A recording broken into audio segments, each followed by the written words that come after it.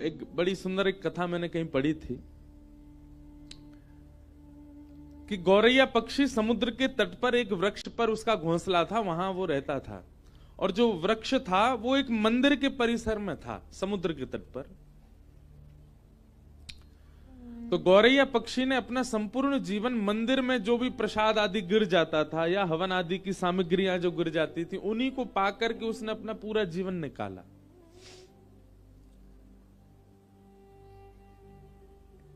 कुछ समय बाद उसके छोटे छोटे अंडे हुए घोंसले में। गौरैया पक्षी जाता मंदिर परिसर में, कहीं कोई यज्ञ हो रहा होता, किसी व्यक्ति के हाथ से प्रसाद गिर जाता या लोग बाग दाना डाल देते, तो मंदिर परिसर से ही इकट्ठा करके वो पाता था। छोटा सा पक्षी होता गौरैया।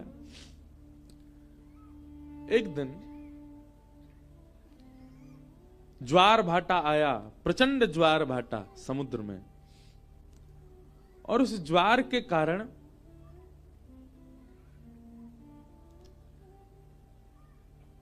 घोंसला जो वृक्ष के ऊपर था वहां तक लहरें आ गई समुद्र की, और वो घोंसला लेकर के समुद्र भीतर चला गया। गौरैया पक्षी जब लौट करके आई तो उसने देखा कि मेरा घोंसला तो चला गया। समुद्र के तट पर जाकर के समुद्र नारायण भगवान से हाथ जोड़ के प्रार्थना करने लगी। बोले, मुझे दिख रहा है मेरे बालक अभी तैर रहे हैं आपके ऊपर थोड़ी दूरी पर। मैंने कुछ बुरा नहीं किया, कुछ गलत नहीं किया, मेरे मन में किसी के प्रति दुर्भाव नहीं है।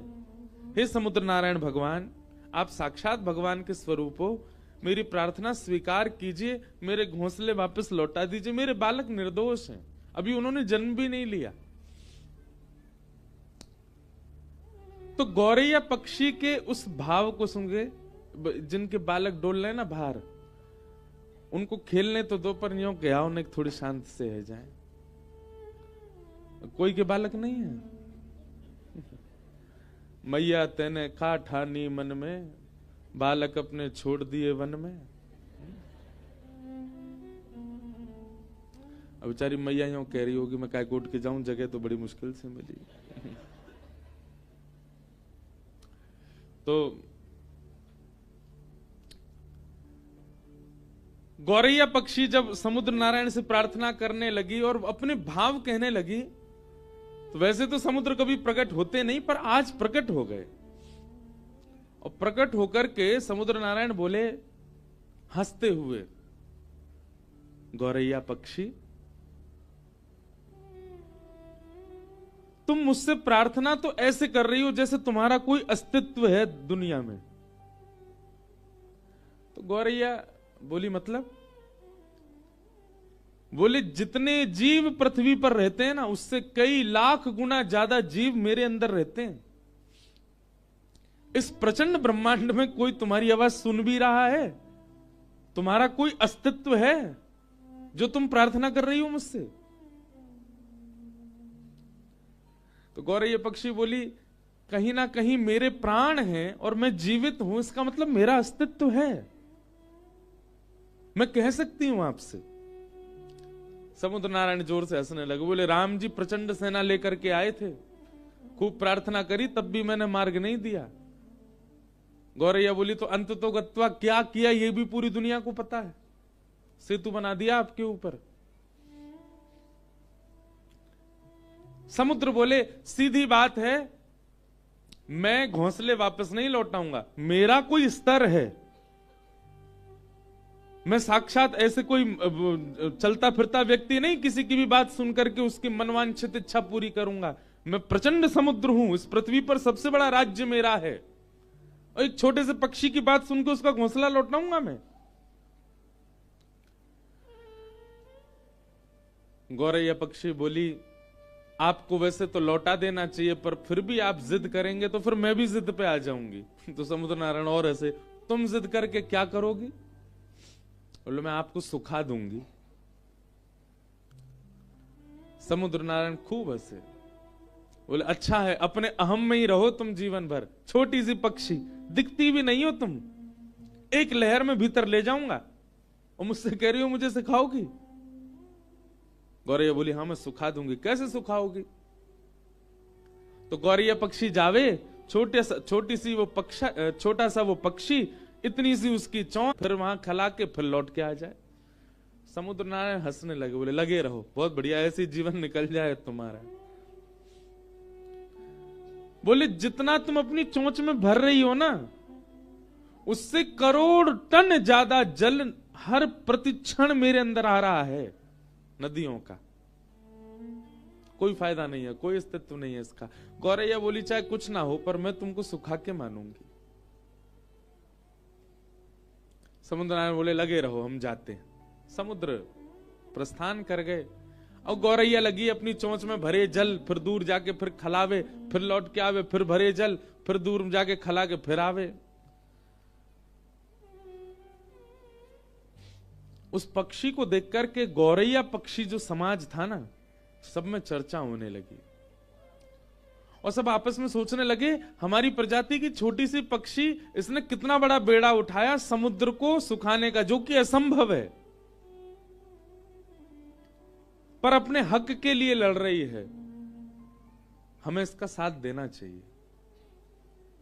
2-3 दिन बाद देखते देखते 1 से 2, 2 से 200, 200 से 2 लाख, 2 लाख से 2 करोड़ गौरैया पक्षी हो गए। वहां विश्व भर के जितने पक्षी थे सब आ गए, सब अपनी चोंच में समुद्र का जल भरें और जाकर के खिला दें। समुद्र और हंसने लगे, बोले वाह, कर लो आप लोग अपना प्रयास। पृथ्वी पर जितने गौरैया पक्षी हैं सब आ गए समुद्र को खिलाने के लिए, लेकिन फिर भी कोई समुद्र पर फर्क तो पड़ना नहीं था। गौरैया पक्षी के इस प्रयास को देख करके अन्य पक्षी समाज ने भी विचार किया कि हैं तो ये भी पक्षी, हम भी पक्षी, हमें इनका साथ देना चाहिए। तो तोताओं का समाज, कबूतरों का समाज और जितने भी उड़ने वाले पक्षी हैं सब अपने अपने परिवार और समाज को लेकर के आ गए और सब लगे चोंच में जल भरे और ले जाके दूर खला में। उसमें करोड़ों अरबों खरबों की तादाद में पक्षी अपनी चोंच में जल भर भर के ले जा रहे हैं और दूर खिला रहे हैं। नारद जी पृथ्वी पर आए, बोले भैया ये क्या कर रहे हो आप लोग? बोले समुद्र को सुखा रहे हैं। नारद जी भी हंस रहे, बोले ये हो सकता है कभी? कभी नहीं हो सकता। समुद्र को कोई नहीं खिला सकता, कोई नहीं सुखा सकता। तब पूरी कथा नारद जी को बताई। बोले हम जानते हैं कि हम समुद्र को नहीं सुखा सकते, पर समुद्र का अहंकार हमको तोड़ना है। हम लगे, हम भले अपने प्राण त्याग दें, पर पीछे नहीं हटेंगे, करेंगे। नारद जी ने जब पूरी बात सुनी कि इस प्रकार गौरैया पक्षी के घोंसले ले गए और फिर समुद्र ने अहंकार में कहा कि तुम्हारा कोई अस्तित्व थोड़ी है, तुम्हारे लिए मैं घोंसले वापस थोड़ी करूंगा। जब प्रकट हो ही गए थे तो दे देने थे, लेकिन समुद्र ने अभिमान किया, जिसकी वजह से सारे पक्षी लगे उसको सुखाने में। नारद जी महाराज बोले यदि मैं इनकी सहायता कर दूं तो यह काम संभव हो सकता है। नारद जी सीधे भगवान के पास नहीं गए, मन में विचार किया कि भगवान के परिकर में पक्षी कौन है। भगवान के परिकर में पक्षी हैं श्री गरुण राज, गरुण देव। गरुण जी के पास गए, बोले कि महाराज ये सारे पक्षी आपके अंश हैं और ये सब लगे आप यहां बैठ करके आनंद कर रहे हो। गरुण जी बोले मुझे समाचार तो मिला, लेकिन इससे कुछ होना नहीं है, तो क्या करें? बोले क्यों नहीं होना? तुम ब्रह्मांड नायक को अपनी पीठ पर लेकर के चलते हो, क्या समुद्र के अहम को नष्ट करने के लिए तुम कुछ करवा नहीं सकते? गरुण जी भी सोच में पड़ गए। रात्रि में ठाकुर जी के पास गए, भगवान श्रीमन नारायण पौड़े थे और गरुण जी ने जाकर के बताया इस प्रकार पक्षी समाज लगा है समुद्र को सुखाने। भगवान बोले हो तो सकता नहीं है, ये समुद्र कैसे सूखेगा? बोले ठाकुर जी आप जो चाह जाएं वो सब हो जाएगा। हम ये नहीं चाहते कि समुद्र सूखे, पर समुद्र का अहम नष्ट होना चाहिए। एक गौरैया पक्षी को उसने कैसे कह दिया कि तुम्हारा कोई अस्तित्व नहीं है? गरुण जी की बात सुनकर के ठाकुर जी भी बोले तो फिर क्या करना चाहिए बताओ? बोले नाथ आप यदि विचार मन बना लें केवल कि पक्षियों का मुझे संग करना है, अपने आप सब काम हो जाएगा। ठाकुर जी ने तुरंत अपने सुदर्शन जी को आज्ञा की, जाइए और 12 सूर्य के समान प्रकाशित होकर के समुद्र को तपाना प्रारंभ। एक सूर्य की तपन से समुद्र उड़ करके बादल बन जाता है। कहीं आकाश में 12 सूर्य 12 सूर्य प्रकट हो गए तो समुद्र को सूखने में देर नहीं लगेगी। सुदर्शन चक्र जी ने भगवान के हस्त कमल से प्रस्थान करके और इतनी द्रुत गति से अपने चक्र को घुमाया कि 12 सूर्यों के समान तेज प्रकट हो गया, और घूमने के कारण उनसे निकलने वाला जो हवा का वेग था वो इतना तीव्र था कि वो पृथ्वी को भी उछाल सकते थे। आकाश में आकर के जैसे ही सुदर्शन जी ने अपने वेग को करना प्रारंभ किया और 12 सूर्यों के समान तेज प्रकट हुआ, जो समुद्र 100 वर्षों में उड़ करके कुछ बादल बना पाता था वो क्षण भर में उड़ने लगा। और देखते ही देखते किनारे खाली होने लगे, समुद्र का जल सींचने लगा, इकट्ठा होने लगा, जीव जंतु मरने लगे, समुद्र इकट्ठा होकर के एक स्थान पर नष्ट होने लगा, पृथ्वी क्षेत्र बढ़ने लगा, समुद्र का क्षेत्र घटने लग गया। समुद्र ने जब ये स्थिति देखी स्वयं की, प्रकट हो गए, प्रकट होकर के त्राहिमाम कहकर के नारायण का स्मरण किया। भगवान ने प्रकट होकर के समुद्र नारायण से कहा, अहम शून्य हो जाइए। पृथ्वी पर जिसका स्वरूप बड़ा है उसका अस्तित्व होता है, ऐसा नहीं है। इस पृथ्वी पर यदि चींटी जीवित है तो उसका भी अस्तित्व है, उसकी रक्षा भी मैं कर रहा हूं। आप उसके प्रति भी ये भाव नहीं रख सकते कि उसका कोई अस्तित्व नहीं है। एक चींटी रहती है, वह भी बालकों को जन्म देती है, ठाकुर जी कहते हैं वहां भी मेरी दृष्टि जाती है, उसको भी मैं देखता हूं।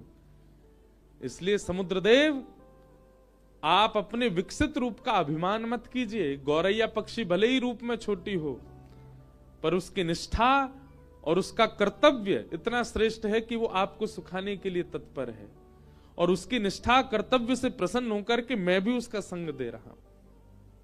समुद्र नारायण क्षमा मांगने लगे, बोले क्षमा कर दीजिए, मैं आज के बाद आपसे निवेदन करता हूं कि मैं कभी भी इस प्रकार के अहम में नहीं रहूंगा। कोई भी कैसी भी वस्तु समुद्र के भीतर आवे, मैं सबको किनारे कर दूंगा, किसी को भी स्वीकार नहीं करूंगा। तब भगवान ने ही कहा कि पहले गौरैया का घोंसला लौटाओ, और फिर समुद्र नारायण जो कि इतने विशाल रूप के हैं, वे अपनी लहरों में गौरैया के उस घोंसले को लेकर के गए और गौरैया के चरणों में जाकर के अर्पित किया। सब पक्षियों के नेत्र सजल हो गए। ठाकुर जी सबकी सुनते हैं, सबकी मानते हैं, सबका भाव रखते हैं। बोलो भक्तवत्सल भगवान की। तो जिसके रक्षक स्वयं सुदर्शन चक्रधारी हैं, उसको कोई मार सकता? कोई कितना भी बलशाली क्यों ना आ जाए, वो कुछ नहीं कर पाएगा।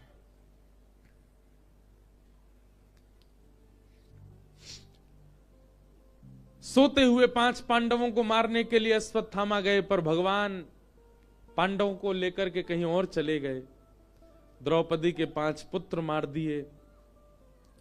अश्वत्थामा पकड़ा गया, और अश्वत्थामा को मारने के लिए अर्जुन ने जब सबके सामने प्रस्तुत किया, तो द्रौपदी ने अश्वत्थामा को मुक्त करने के लिए आज्ञा की, निवेदन किया।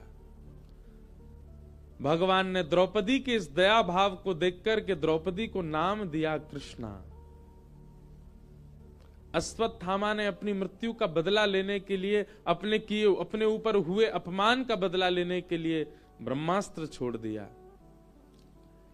उत्तरा के गर्भस्थ शिशु को मारने के लिए जब ब्रह्मास्त्र छोड़ा, उत्तरा दौड़ी दौड़ी भगवान की शरण में गई, और भगवान ने उत्तरा के गर्भ में प्रवेश करके जिस बालक की रक्षा की, वही बालक है परीक्षित। हमारे पूज्य गुरुदेव भगवान एक बहुत सुंदर बात कहते हैं कि भगवान ने गर्भ में जाकर के परीक्षित की रक्षा की। ऐसा कौन सा गुण है परीक्षित में जिसके लिए ठाकुर जी ने उसकी रक्षा की? पूज्य पिताजी महाराज के गुरुदेव श्री रामानुज गुरु जी एक जगह लिखते हैं कि ठाकुर जी ने देखा इस बालक में कोई गुण हो चाहे ना हो, परंतु भविष्य में चल करके ये मेरी कथा का श्रोता बनेगा, मुख्य श्रोता बनेगा। इसलिए ठाकुर जी ने गर्भ में प्रवेश करके परीक्षित की रक्षा की। आप सब लोग विचार कीजिए, श्रवण करने वाला, सत्संग करने वाला ठाकुर जी को कितना प्रिय होता है। परीक्षित ने और कुछ नहीं किया। आप संपूर्ण परीक्षित का चरित्र देखिए। परीक्षित ने एक सुदृढ़ राज्य में रह करके राज शासन किया, जो कि पूर्व से ही व्यवस्थित था, उसको कुछ व्यवस्था करनी नहीं पड़ी। क्यों भगवान ने परीक्षित को बचाया? क्या कारण था परीक्षित की रक्षा का? क्योंकि कहीं ना कहीं ठाकुर जी जानते हैं कि वो कथा का श्रोता है। उसके कथा श्रवण करने से करोड़ों जनमानस को कथा श्रवण करने को मिलेगी, इसलिए ठाकुर जी ने उसकी रक्षा की। बंधुओं, इस बात को सुनकर के कभी कभी मुझे ऐसा अनुभव होता है, आपको भी होना चाहिए। हम अपने जीवन में कई ऐसी परिस्थितियों से बच करके आए जहां हमारी मृत्यु सामने खड़ी थी। मैंने भी अपने 27 वर्ष के जीवन में कई ऐसे अनुभव किए हैं कि जहां मृत्यु सामने थी, पर ठाकुर जी ने रक्षा की। उस समय तो ऐसा लगा था कि मेरे पुण्यों ने मुझे बचा लिया होगा, या मेरे सत्कर्मों ने मुझे बचा लिया, या ठाकुर जी की मुझ पर कृपा है इसलिए मेरे प्राण रक्षा हो गई। परंतु इस कथा को कहते हुए आज मन में भाव आता है, ठाकुर जी ने कहीं ना कहीं रक्षा इसलिए की, इससे मुझे कईयों को कथा सुनवानी है, अभी कईयों को भक्ति मार्ग दिलाना है। अभी आप सबकी भी रक्षा इसीलिए हो रही होगी, यजमानों की रक्षा भी इसीलिए हो रही होगी। ठाकुर जी मन में विचार करते होंगे, इनके यजमानत्व में कथा में इतने लोग कथा सुनेंगे, कहीं ना कहीं इसकी रक्षा करो।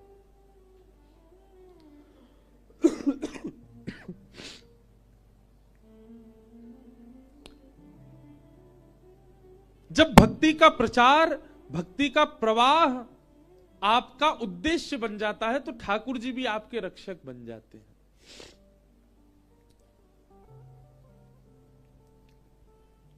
और एक बात और कहूं बंधुओं, हृदय से बहुत ध्यानपूर्वक सुनिएगा।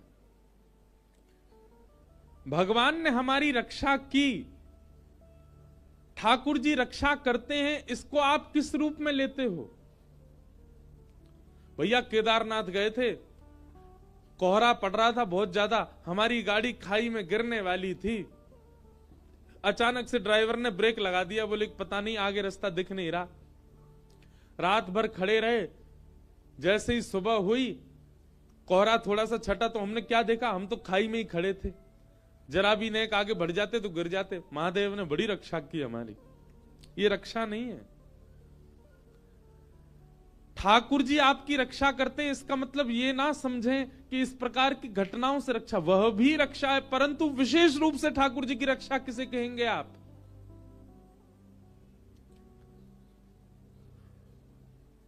आपके सामने एक प्रस्ताव आया कि ये गलत काम करके आप करोड़ों कमा सकते हो, आप चाहते तो वो क्रिया कर सकते थे, पर आपने करोड़ों को ठुकरा करके सही कार्य चुना, गलत काम नहीं चुना। ये ठाकुर जी ने आपकी रक्षा की।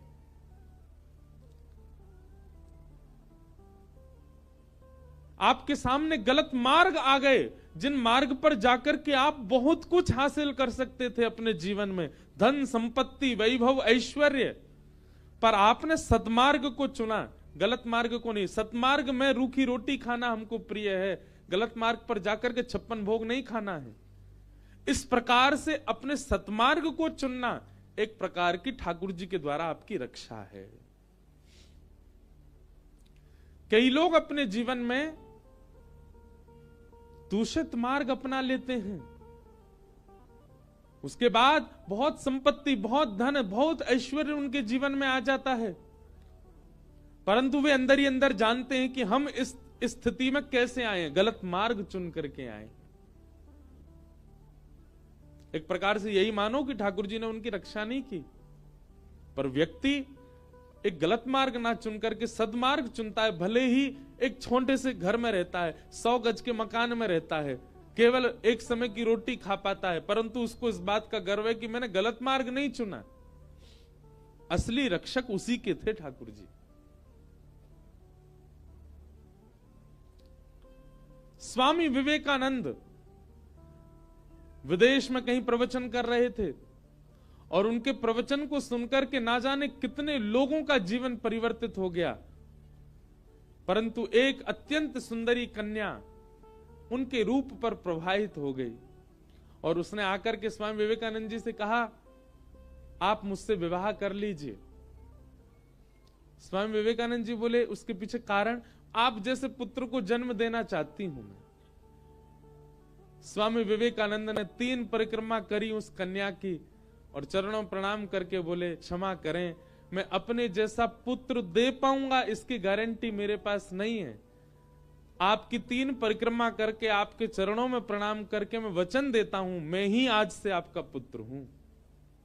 मेरे जैसा पुत्र चाहिए ना, मैं ही पुत्र हूं आपका, आप मुझे ही पुत्र मान लो। इसे कहते हैं ठाकुर जी के द्वारा की गई रक्षा। आपके मन की, आपके भाव की, आपके इंद्रियों की, आपके विचारधारा की जब दूषित मार्ग से रक्षा होती है, उसको वास्तविक रक्षा मानिए ठाकुर जी की।